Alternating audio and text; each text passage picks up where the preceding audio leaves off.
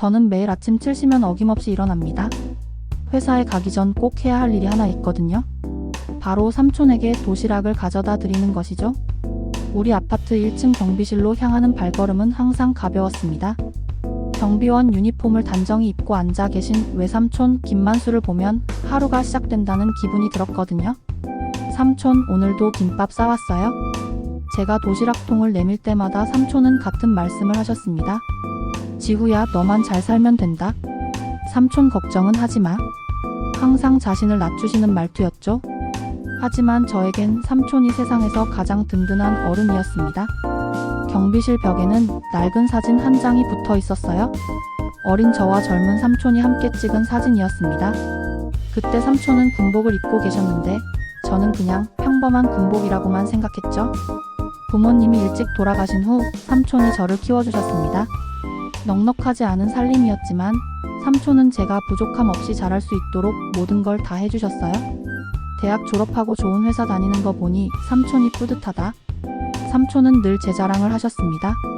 하지만 정작 당신 이야기는 별로 안 하셨어요? 그저 옛날에 잠깐 공무원 했었다는 말씀만 하실 뿐이었죠. 경비실에서 일하시는 모습을 볼 때마다 마음 한편이 아팠습니다. 이렇게 훌륭한 분이 왜 이런 일을 하셔야 하나 싶었거든요. 하지만 삼촌은 항상 일하는 건 다 똑같다. 떳떳하게 벌어먹고 사는 게 중요하지라고 말씀하셨어요. 아침마다 반복되는 이 일상이 저는 참 좋았습니다.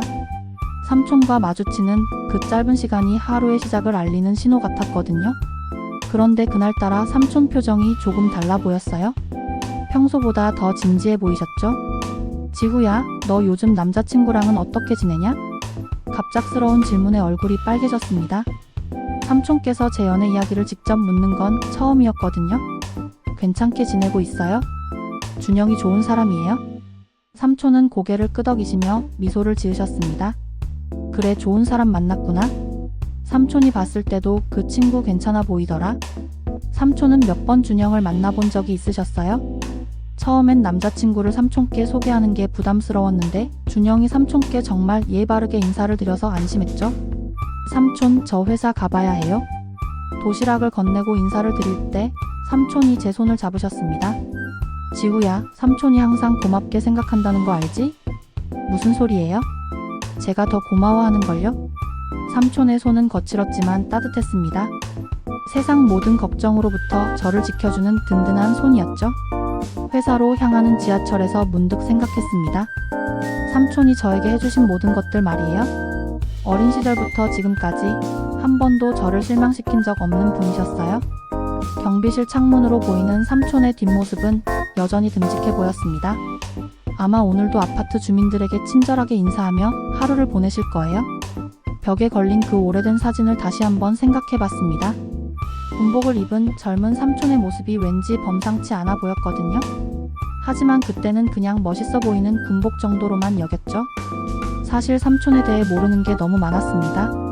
젊었을 때 무슨 일을 하셨는지, 왜 혼자 지내시는지, 가족은 없으신지. 하지만 삼촌이 말씀하지 않으시니 저도 굳이 묻지 않았어요. 중요한 건 지금 이 순간이니까요. 매일 아침 저를 기다려주시고 제 걱정을 해주시는 삼촌의 마음이 고마울 뿐이었습니다. 그날 저녁은 제 인생에서 가장 기억에 남는 순간이었습니다. 준영이 청혼을 했거든요. 지후야, 나와 결혼해줄래? 갑작스러운 프로포즈에 심장이 쿵쾅거렸습니다. 준영의 진심 어린 눈빛을 보니 눈물이 나려고 했어요. 정말? 정말 좋아요? 반지를 끼워주는 준영의 손이 떨리고 있었죠. 저도 마찬가지였고요. 행복이라는 게 이런 건가 봅니다. 집에 돌아오자마자 삼촌에게 알려드리고 싶었어요. 이런 기쁜 소식을 가장 먼저 들어야 할 분은 삼촌이었으니까요. 경비실로 뛰어가니 삼촌은 여전히 자리에 앉아 계셨습니다. 삼촌, 저 결혼해요? 손을 내밀며 반지를 보여드렸어요. 삼촌은 잠시 놀라신 듯 하다가 환한 미소를 지으셨습니다. 그래? 우리 지우가 드디어 시집 가는구나. 삼촌의 목소리에 뭔가 복잡한 감정이 섞여 있는 것 같았어요. 기쁘면서도 조금은 아쉬운 그런 기분 말이죠. 상견례는 언제 하냐? 다음 주 토요일이에요. 삼촌도 함께 가셔야 해요. 제 말에 삼촌이 잠시 멈칫하셨습니다. 삼촌이 가도 되겠냐? 괜찮겠어? 무슨 소리예요? 삼촌은 저의 아버지 같은 분인데요. 당연히 함께 가셔야죠. 삼촌은 말없이 고개를 끄덕이셨습니다. 그런데 표정이 평소와 달랐어요. 뭔가 깊이 생각하고 계신 것 같았죠. 그럼 삼촌이 꼭 함께 가자꾸나. 상견례는 내가 꼭 함께 가야지. 삼촌의 말씀에 마음이 든든해졌습니다. 삼촌이 계시면 뭐든 잘 될 것 같았거든요. 며칠 후 삼촌 집에 놀러 갔을 때였어요. 삼촌이 오래된 옷장에서 양복을 꺼내고 계셨습니다. 삼촌 뭐 하세요? 상견례 때 입을 옷 준비하고 있다. 오래돼서 구김이 많이 갔네. 검은색 정장이었는데 생각보다 고급스러워 보였어요. 하지만 오랫동안 입지 않아서 구김이 많이 져 있었죠. 삼촌은 다리미를 꺼내서 정성스럽게 옷을 다리기 시작하셨습니다. 그 모습을 보니 왠지 모르게 마음이 뭉클해졌어요. 삼촌, 제가 새 양복 하나 사드릴게요. 아니다. 이 옷이면 충분해. 괜찮은 옷이야. 삼촌의 손길은 조심스러웠습니다. 마치 소중한 것을 다루는 것처럼 말이에요. 이 양복 언제 사신 거예요? 꽤 오래됐지. 중요한 일 있을 때만 입었던 옷이야. 삼촌의 대답이 애매했어요. 하지만 더 자세히 묻지는 않았습니다. 삼촌이 불편해하실 것 같았거든요. 다리미질을 하시는 삼촌의 옆모습을 보니 문득 생각났어요. 제가 대학교 입학식 때도 삼촌이 이렇게 정장을 다려 입으셨던 기억이 말이에요. 삼촌 항상 감사해요. 갑작스러운 제 말에 삼촌이 손을 멈추셨습니다. 뭘 감사하냐? 삼촌이 당연히 해야 할 일이지. 아니에요? 부모님 대신 저를 이렇게 챙겨주시고 결혼까지 책임져 주시고. 삼촌은 다리미를 놓고 저를 바라보셨어요. 그 눈빛에 말로 표현할 수 없는 깊은 사랑이 담겨 있었죠. 지우야, 삼촌한테는 너가 전부야. 너만 행복하면 삼촌은 그것만으로도 충분해. 그날 밤 집으로 돌아오는 길에 계속 생각했습니다. 삼촌이 저를 얼마나 사랑하시는지, 그리고 제가 얼마나 복받은 사람인지 말이에요. 준영에게도 이야기했어요. 우리 삼촌이 정말 좋은 분이야. 너도 만나보면 알 거야. 응, 벌써 몇 번 뵈었잖아.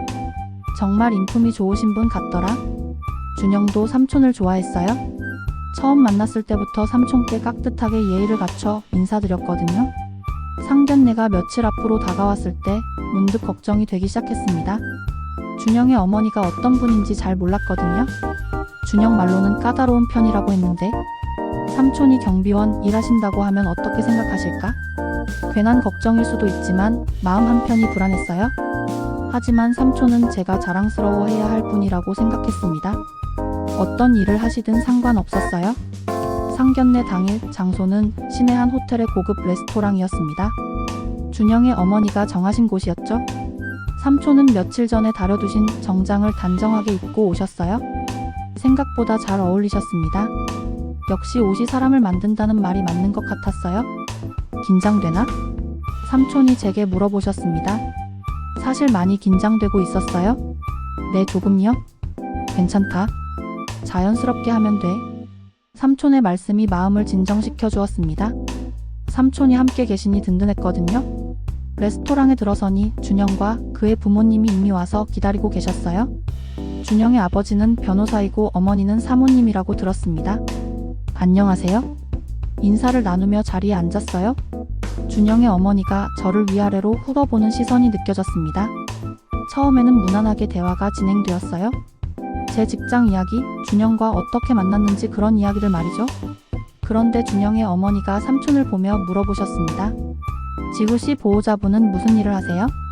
순간 분위기가 조금 경직된 것 같았어요. 삼촌은 담담하게 대답하셨습니다. 아파트 경비 일을 하고 있습니다. 그 말이 끝나자 준영의 어머니 표정이 확 변했어요. 뭔가 불쾌하다는 듯한 표정이었죠. 경비원이라고요? 목소리 톤이 완전히 달라져 있었습니다. 마치 믿을 수 없다는 듯한 어조였어요. 경비원 아저씨가 삼촌이라니? 그런 분이 가정교육을 했다고요? 그 순간 제 머릿속이 하얗게 되었습니다. 이런 말을 들을 줄 몰랐거든요. 준영의 어머니가 이렇게 노골적으로 삼촌을 무시할 줄이야. 어머니, 그런 말씀은? 준영이 당황해서 말렸지만 이미 늦었어요. 제가 뭐라고 대답해야 할지 몰랐습니다. 창피함과 분노가 동시에 밀려왔어요. 삼촌을 모욕당한 기분이었죠. 삼촌은 말없이 앉아 계셨습니다. 하지만 그 표정에서 평소에 볼 수 없던 뭔가가 느껴졌어요. 냉정한 기운이라고 할까요? 죄송합니다만. 삼촌이 입을 여셨습니다. 목소리는 여전히 차분했지만 뭔가 달랐어요. 이만 자리를 끝내죠. 삼촌이 일어서시며 저에게 눈짓을 하셨어요. 저도 덩달아 일어났습니다. 삼촌. 삼촌은 제 손을 잡고 조용히 말씀하셨어요. 지후야, 우리 그만 나가자. 레스토랑을 나오는 길이 너무 길게 느껴졌습니다. 준영이 뒤따라와서 사과했지만 더 이상 듣고 싶지 않았어요. 택시에 타고 나서야 삼촌이 입을 여셨습니다. 지후야, 미안하다. 삼촌이 왜 미안하다고 하세요? 눈물이 나올 것 같았어요. 삼촌이 잘못한 게 하나도 없는데 사과를 하시니까 더 마음이 아팠죠. 삼촌 때문에 너가 창피를 당했구나. 그런 게 아니에요. 저는 삼촌이 자랑스러운걸요. 삼촌은 창밖을 바라보며 한숨을 쉬셨습니다. 그때까지만 해도 삼촌의 과거에 대해 전혀 몰랐어요. 그냥 평범한 경비원으로만 알고 있었으니까요. 하지만 그날 레스토랑에서 본 삼촌의 모습은 평소와 달랐습니다. 마지막에 일어서실 때 그 카리스마 있는 표정, 차분하지만 단호한 목소리, 뭔가 범상치 않은 분위기가 있었어요. 집에 돌아온 후 준영에게서 몇 통의 전화가 왔지만 받지 않았습니다. 지금 당장은 아무와도 이야기하고 싶지 않았거든요. 삼촌도 무거운 표정으로 자신의 집으로 돌아가셨어요. 그런 모욕을 당하고도 화를 내지 않으시는 삼촌이 대단해 보이면서도 안쓰러웠습니다. 다음날 아침, 평소처럼 삼촌에게 도시락을 가져다 드리려고 경비실에 갔어요. 그런데 삼촌이 안 계셨습니다. 대신 다른 경비원분이 계시더군요. 삼촌 어디 가셨어요? 잠깐 볼 일이 있다고 하시더라고요. 곧 오실 거예요? 이상했어요. 삼촌은 평소에 자리를 비우는 일이 거의 없었거든요. 특히 아침 시간에는 더더욱요. 삼촌 집으로 가봤지만 문이 잠겨 있었습니다. 혹시 몸이 아프신 건 아닌지 걱정이 되었어요. 사실 그때 삼촌은 집에 계셨습니다. 하지만 평소와는 완전히 다른 일을 하고 계셨죠. 삼촌은 오래된 책장 뒤쪽에서 먼지 쌓인 서류함을 꺼내고 계셨어요. 그 안에는 제가 한 번도 본 적 없는 물건들이 들어 있었습니다. 대통령 경호실 시절의 훈장들, 각종 표창장, 그리고 여러 사진들. 젊은 시절 삼촌의 모습이 담긴 사진들이었어요. 군복이 아니라 정장을 입고 찍은 공식적인 사진들이었죠. 그 중에는 대통령과 함께 찍은 사진도 있었습니다. 삼촌이 바로 옆에서 경호를 서고 있는 모습이었어요. 하지만 가장 눈에 띄는 건 따로 있었습니다. 여러 인물들의 신상 정보가 담긴 파일들이었죠. 정치인, 재벌, 법조인들의 비리와 약점들이 상세히 정리되어 있었어요. 삼촌은 그 파일들을 천천히 들춰보며 특정 이름을 찾고 계셨습니다. 준영의 어머니와 관련된 정보를 찾으신 거였어요? 있구나. 삼촌의 입가에 차가운 미소가 번졌습니다. 평소의 따뜻한 미소와는 완전히 다른 표정이었어요. 파일에는 준영의 어머니가 과거에 저질렀던 각종 비리들이 상세히 기록되어 있었습니다. 부동산 투기, 세금 탈루, 허위 혼수 사기까지. 법조인의 아내라는 지위를 이용해서 저지른 일들이었죠. 삼촌은 오래된 전화기를 들고 번호를 눌렀습니다. 조 처장, 나야? 김만수. 전화 너머에서 놀라는 기색이 느껴졌어요. 정말 오랜만이네. 갑자기 무슨 일이야?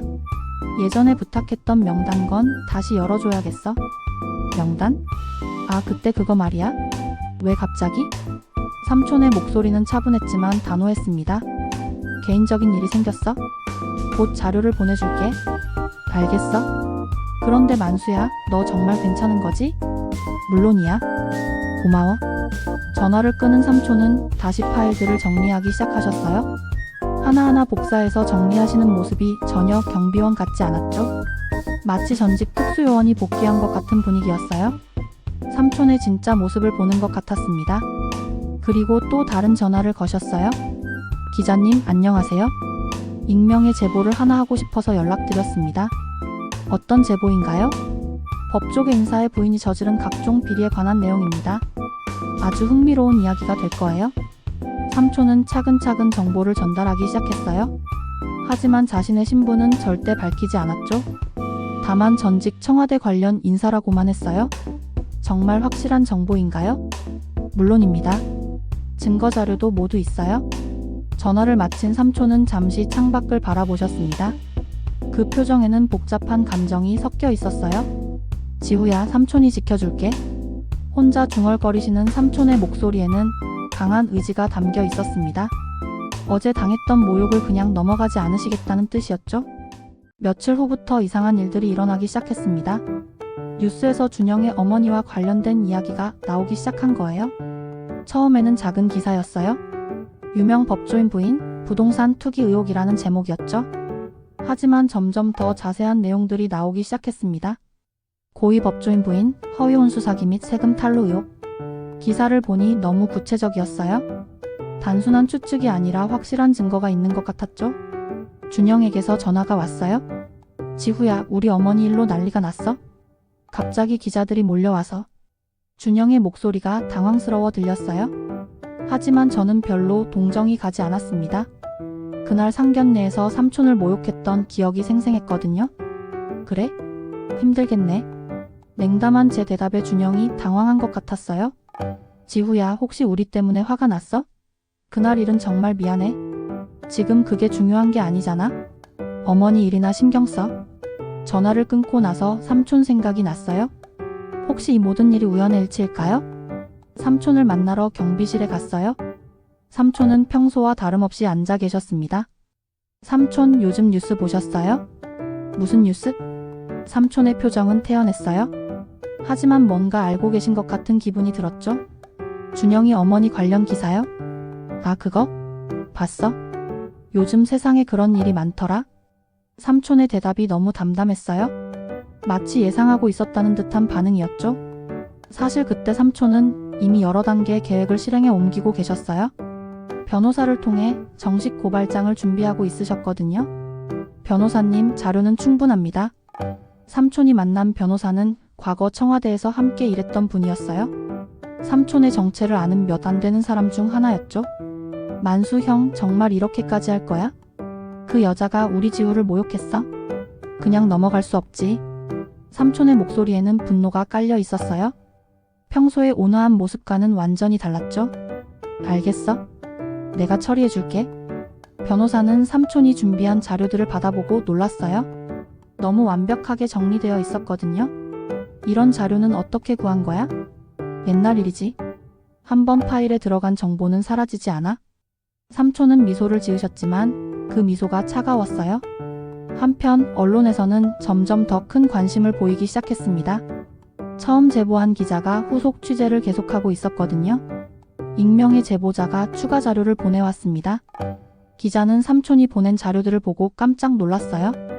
이런 수준의 정보는 보통 사람이 구할 수 있는 게 아니었거든요. 이 제보자 정체가 궁금하네.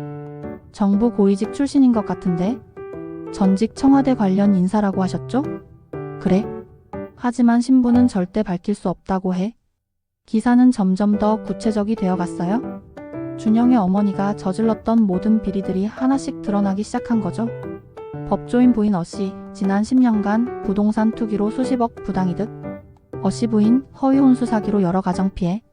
세무당국 어씨 부인 세금 탈루 혐의 본격 수사. 준영에게서 계속 전화가 왔지만 받지 않았어요. 지금은 그와 이야기할 기분이 아니었거든요. 대신 삼촌과 더 많은 시간을 보냈습니다. 삼촌은 여전히 평범한 경비원처럼 행동하셨지만 저는 뭔가 달라진 걸 느낄 수 있었어요.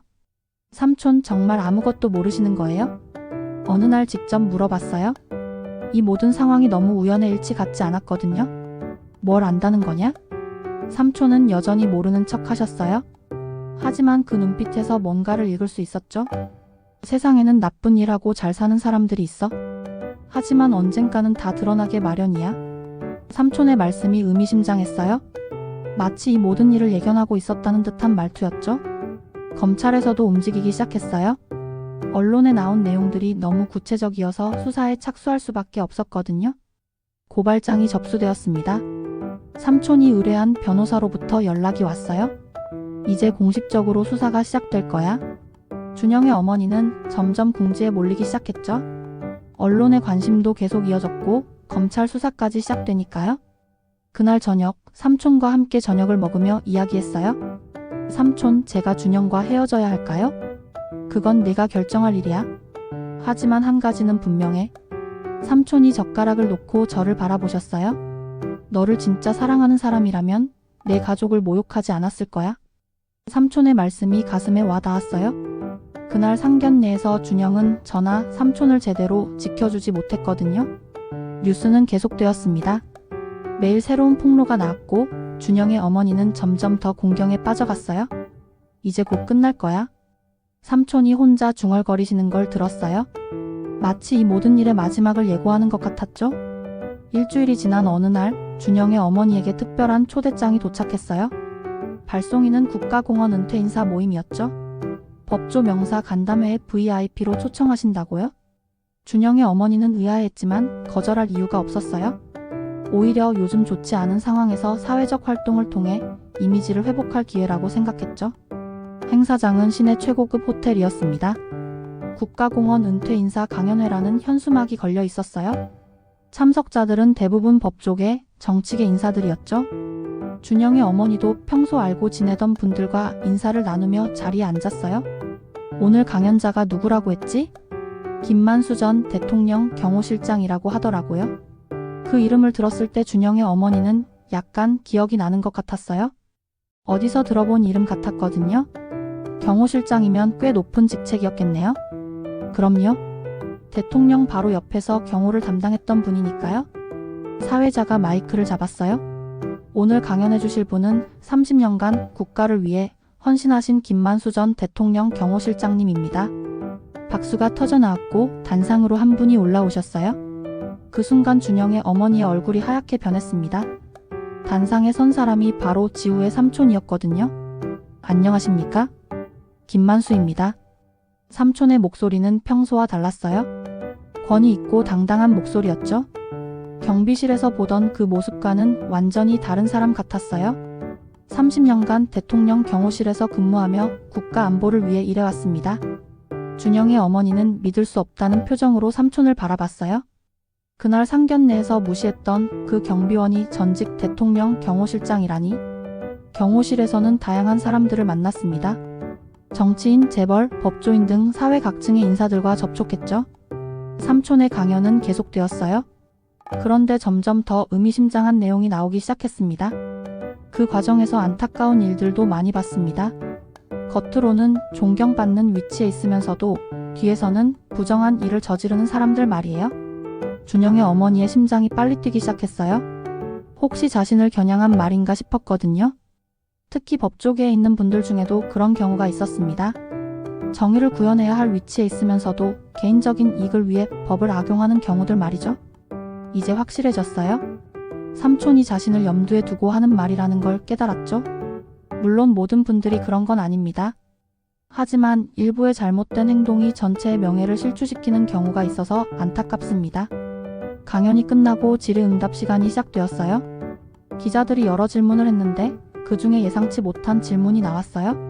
실장님, 최근 언론에 보도된 법조인 부인의 비리 사건에 대해 어떻게 생각하시나요? 준영의 어머니는 식은땀이 나기 시작했어요. 설마 이것까지 계획된 일인가 싶었거든요. 삼촌은 잠시 침묵하다가 대답했어요. 저는 구체적인 사건에 대해서는 언급을 자제하겠습니다. 다만 한 가지 말씀드리고 싶은 것은 누구든지 자신의 행동에 대해서는 책임을 져야 한다는 것입니다. 그 말이 끝나자 또 다른 기자가 손을 들었어요. 혹시 실장님께서 그 사건과 관련해서 알고 계신 정보가 있으신가요?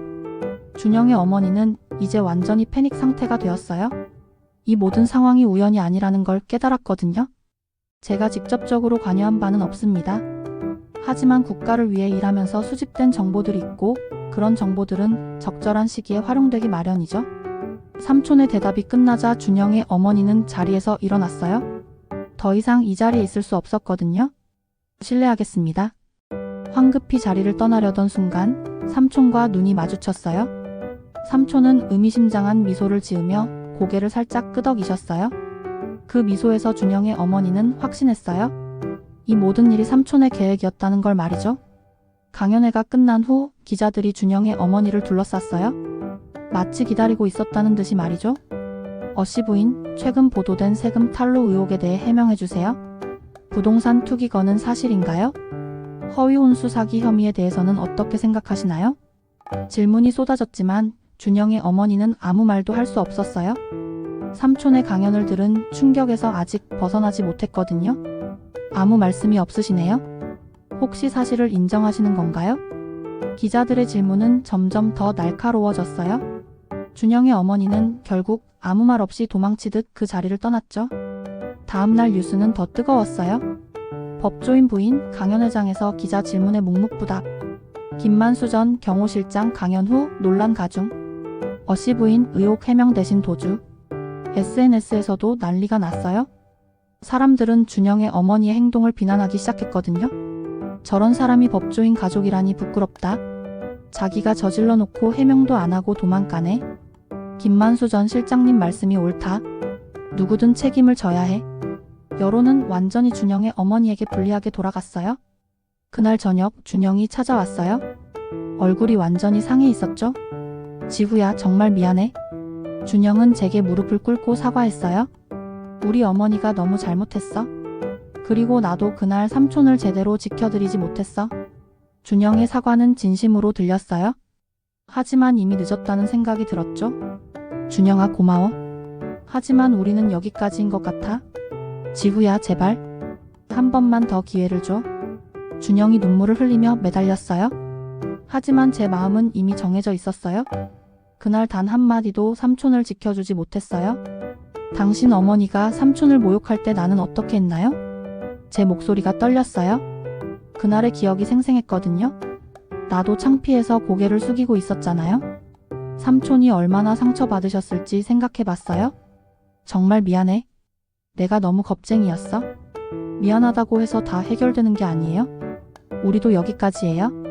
반지를 빼서 준영에게 돌려줬어요. 준영은 그 반지를 받으며 또 눈물을 흘렸죠. 지후야, 이제 가세요. 어머니나 잘 모시세요. 준영이 떠난 후 한참을 울었어요. 사랑했던 사람과 헤어지는 건 쉬운 일이 아니었거든요. 하지만 후회는 없었어요. 삼촌을 모욕당하는 걸 그냥 넘어갈 수는 없었으니까요. 며칠 후 준영의 어머니 관련 수사 결과가 발표되었어요. 법조인 부인 어씨 세금 탈루 및 부동산 투기 혐의로 기소. 허위 혼수 사기 피해자 10여 명 추가 확인. 어씨 부인 수십억 원 환수 조치 및 실형 선고 가능성. 모든 게 끝났어요. 삼촌의 복수는 완벽했죠.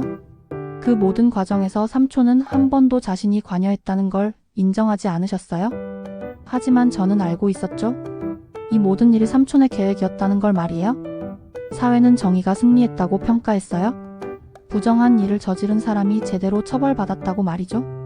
하지만 저에게는 그것보다 더 중요한 깨달음이 있었어요. 삼촌이 단순한 경비원이 아니라 대단한 분이었다는 것, 그리고 저를 얼마나 사랑하시는지를 확실히 알게 된 거였죠. 모든 일이 정리된 지 일주일이 지났어요. 삼촌은 다시 평범한 경비원 복장을 입고 경비실에 앉아 계셨습니다. 삼촌, 김밥 싸왔어요? 저는 다시 예전처럼 매일 아침 삼촌에게 도시락을 가져다 드렸어요. 하지만 예전과는 뭔가 달랐죠. 삼촌을 보는 제 시선이 완전히 바뀌었거든요. 지후야, 요즘 어떻게 지내냐? 좋아요? 삼촌 덕분에 많은 걸 깨달았어요. 삼촌은 아무 말씀 안 하셨지만 미소를 지으셨어요. 우리는 서로 무슨 일이 있었는지 정확히 알고 있었죠. 삼촌, 제가 새로운 시작을 하려고 해요. 새로운 시작? 네. 삼촌만 믿고 내 삶을 다시 걸어보려 해요. 그 말을 들으신 삼촌의 표정이 밝아졌어요. 그래, 그게 좋겠다. 넌 충분히 훌륭한 아이야. 삼촌이 있어서 가능한 일이에요. 사실 준영과 헤어진 후 많은 생각을 했어요. 진짜 중요한 게 무엇인지, 누가 정말 나를 사랑하는 사람인지 말이죠. 삼촌은 제가 태어날 때부터 지금까지 한 번도 저를 실망시킨 적이 없는 분이었어요. 부모님이 돌아가신 후 아버지 역할을 해주셨고, 제가 잘못된 길로 빠지지 않도록 항상 지켜봐 주셨죠. 그리고 이번 일을 통해서 알게 되었어요. 삼촌이 얼마나 대단한 분인지, 그리고 저를 위해서라면 무엇이든 하실 수 있는 분이라는 걸 말이에요. 삼촌, 진짜 궁금한 게 있어요. 뭐가 궁금하냐? 정말 아무것도 안 하신 거예요? 삼촌은 잠시 침묵하시더니 말씀하셨어요. 지후야, 세상에는 나쁜 사람들이 있어. 그런 사람들은 언젠가 자신이 한 일에 대한 대가를 치르게 되어 있지. 여전히 직접적인 대답은 피하셨어요. 하지만 그 눈빛에서 모든 걸 읽을 수 있었죠. 고마워요, 삼촌. 뭘 고맙다고 하냐? 삼촌이 당연히 해야 할 일이야. 그날 저녁 삼촌과 함께 경비실을 정리했어요. 벽에 붙어있던 오래된 사진을 새로운 사진으로 바꾸셨거든요. 새로 붙인 사진은 며칠 전 찍은 거였어요. 경비실 앞에서 삼촌과 제가 어깨동무를 하고 찍은 사진이었죠. 이 사진이 더 좋네요. 그래? 삼촌도 그렇게 생각해. 사진 속 우리의 모습은 정말 행복해 보였어요. 삼촌은 경비원 유니폼을 입고 계셨지만 전혀 초라해 보이지 않았어요. 오히려 당당하고 자랑스러워 보이셨죠? 삼촌, 앞으로도 계속 이렇게 살아요? 그래, 우리 둘이면 충분하지. 삼촌의 말씀에 마음이 따뜻해졌어요. 정말 우리 둘이면 충분했거든요. 그날 밤 집으로 돌아오는 길에 생각했어요. 사람들은 겉모습으로 다른 사람을 판단하는 경우가 많다고. 삼촌처럼 경비원 일을 한다고 해서 그 사람의 진짜 가치가 떨어지는 건 아니라고 말이에요. 준영의 어머니는 삼촌을 무시했지만 결국 자신이 더 초라한 사람이었다는 게 드러났죠. 겉으로는 법조인의 부인이라는 지위를 가지고 있었지만 실제로는 비리를 저지르는 비열한 사람이었으니까요. 반면 삼촌은 경비원이라는 평범한 일을 하고 계셨지만 과거에는 나라를 위해 일하셨고 지금도 당당하게 살고 계세요. 진짜 중요한 건 어떤 일을 하느냐가 아니라 어떤 사람이냐는 거라는 걸 깨달았어요. 며칠 후 삼촌과 함께 사진을 더 찍었어요. 이번에는 아파트 앞 정원에서 찍었죠. 삼촌 웃으세요? 이렇게? 삼촌의 웃는 모습이 정말 좋아 보였어요. 경비원 유니폼을 입고 계셨지만 누구보다 멋있어 보이셨거든요. 사진을 찍으며 생각했어요. 이제 새로운 사람을 만나게 되더라도 삼촌을 부끄러워하지 않겠다고? 오히려 자랑스럽게 소개하겠다고 말이에요. 우리 삼촌은 정말 대단한 분이에요. 과거에 대통령 경호실에서 일하셨고 지금은 경비원 일을 하고 계세요. 어떤 일을 하시든 최선을 다하시는 분이거든요.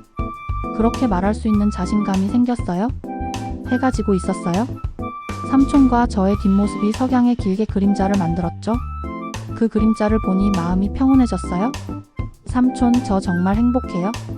삼촌도 그래. 내가 행복하면 삼촌도 행복해. 우리는 손을 잡고 아파트로 들어갔어요. 내일도 모레도 이렇게 함께 할 거라는 생각에 마음이 든든했죠. 그날 밤 침대에 누워서 천장을 바라보며 생각했어요. 인생에서 정말 중요한 건 나를 진심으로 사랑해주는 사람이 곁에 있다는 것이라고. 삼촌은 제게 그런 존재예요.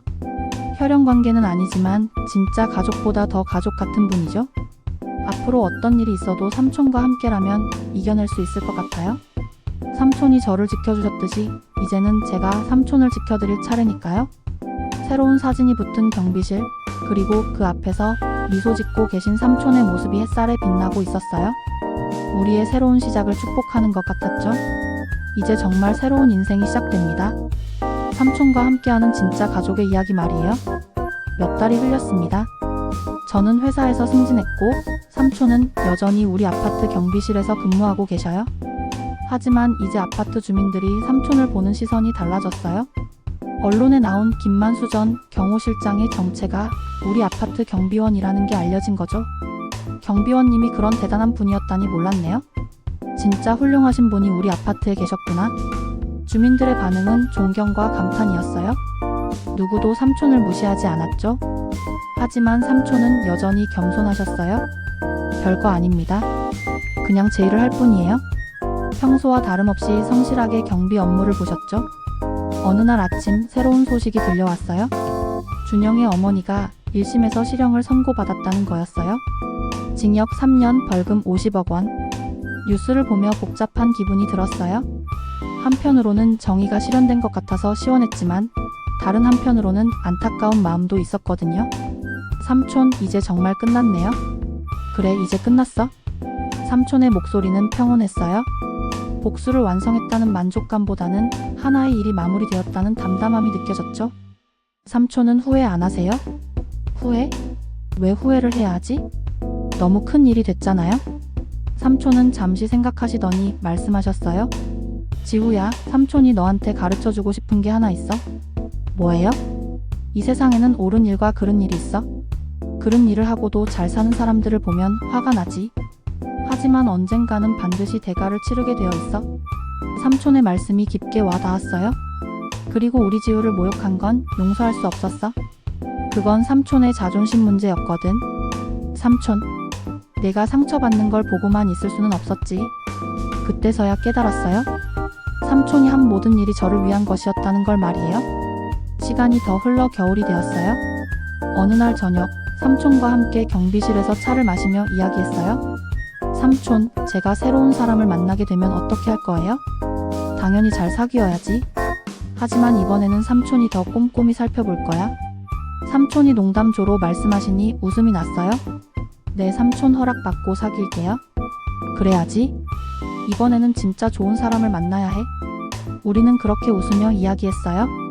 미래에 대한 두려움보다는 기대감이 더 컸죠. 삼촌 정말 고마워요. 저를 이렇게 지켜주셔서. 고맙기는. 삼촌이 더 고맙지. 뭐가 고마우세요? 네가 삼촌을 부끄러워하지 않고 자랑스러워해줘서. 삼촌의 말씀에 또 눈물이 날 뻔했어요. 당연한 거예요. 삼촌은 제 자랑이거든요. 경비실 벽에 걸린 새로운 사진을 바라봤어요. 우리가 함께 웃고 있는 그 사진이 정말 예뻐 보였죠. 그날 밤 집으로 돌아가는 길에 별을 올려다봤어요. 하늘에는 별이 가득했고 그 별들이 우리의 앞날을 축복해주는 것 같았어요. 삼촌과 함께라면 어떤 어려움도 이겨낼 수 있을 거라는 확신이 들었어요. 삼촌은 제게 정말 소중한 사람이거든요. 가족이라는 건 혈연관계만이 아니라는 걸 깨달았어요. 서로를 진심으로 사랑하고 지켜주는 사이라면 그게 바로 진짜 가족이라고 생각해요. 삼촌과 저는 그런 가족이에요. 앞으로도 계속 이렇게 함께 살아갈 거예요. 새해가 되었어요. 삼촌과 함께 첫 일출을 보러 갔죠. 해가 떠오르는 모습을 보며 새로운 다짐을 했어요. 올해는 더 열심히 살겠어요, 삼촌. 그래, 우리 함께 열심히 살자. 삼촌의 손을 잡고 일출을 바라봤어요. 새로운 한 해가 시작되었고 우리에게는 무한한 가능성이 열려 있었어요. 태양이 완전히 떠올랐을 때 우리의 그림자도 길게 뻗어 있었어요. 두 개의 그림자가 하나처럼 보였죠. 삼촌 사랑해요. 삼촌도 사랑해, 지우야. 그렇게 우리의 이야기는 새로운 시작점에 서 있어요. 과거의 상처는 치유되었고 미래에 대한 희망으로 가득해요. 삼촌의 아침은 계속됩니다. 매일 아침 경비실에서 저를 기다려주시는 삼촌, 그리고 매일 아침 삼촌에게 도시락을 가져다 드리는 저. 이 일상이 지속되는 한 우리는 행복할 거예요. 서로가 있기 때문에 외롭지 않고 서로를 지켜주기 때문에 두렵지 않아요. 삼촌의 진짜 정체가 무엇이든 지금 하시는 일이 무엇이든 상관없어요. 중요한 건 삼촌이 저를 사랑해주시고 제가 삼촌을 사랑한다는 것이거든요. 그리고 이제 온 세상이 알았어요. 우리 삼촌이 얼마나 대단한 분인지, 그리고 저희가 얼마나 특별한 가족인지 말이에요.